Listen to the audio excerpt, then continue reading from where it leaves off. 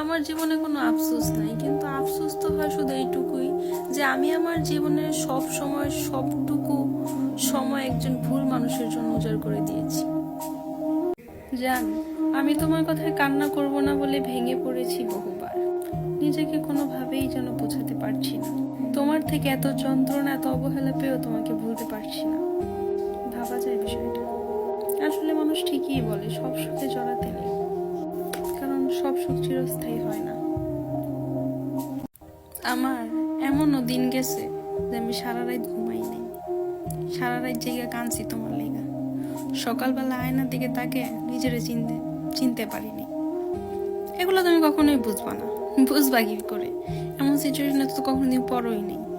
যখন আমার মতো সিচুয়েশনে তুমি পড়বা, তখন তুমিও তোমার চিনতে পারবা না। দেহ তুই যদি প্রেম না হয়, তবে প্রেমিক রূপী মানুষটা কেন দেহ ছুতে ভিডিও কলে দেখতে বেকুল হয়? কেন ভালোবাসা প্রমাণ হিসেবে দেহ চায়? এটা উত্তরটা আপনারা দেন। শখের মানুষ, যেহেতু আমি তোমার রক্তের কেউ না, সেহেতু আমি তোমার আপনও কেউ না। এই আমাকে ভুলে নিজেকে বাঁচাও। ধুলাবালি সঙ্গে রেখে কি লাভ, তাই না? তুমি ফুল দিয়ে তোমার সুন্দর জীবন সাজাও। অনেক অনেক দোয়া রইল তোমার।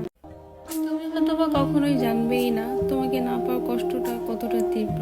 তোমার সাথে কথা বলার জন্য প্রতিটা রাত কি পরিমাণ ছটফট করছি, কত রাত না ঘুমিয়ে কাটিয়েছি তোমার সাথে একটু কথা বলার জন্য।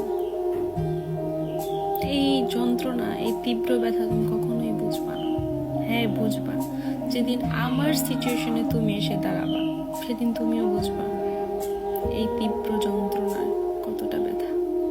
তোমার ব্যবহারটা আমার রুহ পর্যন্ত জ্বালিয়ে দিয়েছে। যে মেয়েটার ধৈর্য বলতে কিছু ছিল না, আজ সেই মেয়ে চুপচাপ ধৈর্য ধরে তোমার ধমক চিল্লানি শুনে ভয় পেয়ে যায়, তবুও মুখ দিয়ে কোনো শব্দ বের হয় না। দেখো কত ধৈর্য নিয়ে আছি আমি তোমার সাথে।